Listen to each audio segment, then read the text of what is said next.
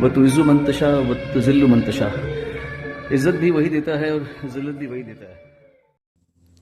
خواتین و حضرات، یہی ہے وہ سونو نگم جس نے کچھ عرصہ پہلے اذان کی بے حرمتی کی تھی. سونو نگم نے 2017 میں ایک ٹویٹ دیا تھا جس میں لکھا تھا کہ ہم نان مسلم ہیں، کیوں صبح کی اذان ہماری نیند خراب کرتی ہے، ہمیں بلا وجہ 5 وقت کی اذان برداشت کرنا پڑتی ہے. انہوں نے انڈین گورنمنٹ سے اپیل کی تھی کہ اذان پر پابندی لگائی جائے. استغفر اللہ.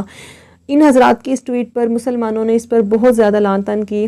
اس کے چند روز کے بعد یہ صاحب جلد کی بیماری میں مبتلا ہو گئے اور ہر طرف سے لوگ یہ کہتے نظر آ رہے تھے کہ اس پر اللہ کی طرف سے عذاب نازل ہوا ہے. آج کل یہ حضرات دبئی میں مقیم ہیں.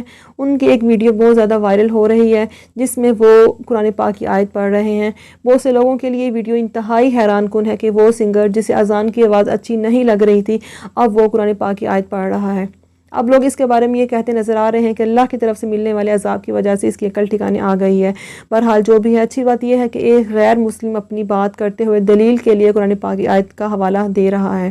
میرے پیارے دوستو، آپ لوگ اس حوالے سے کیا کہتے ہیں؟ کمنٹ سیکشن میں آپ لوگ اپنی رائے ضرور دیں.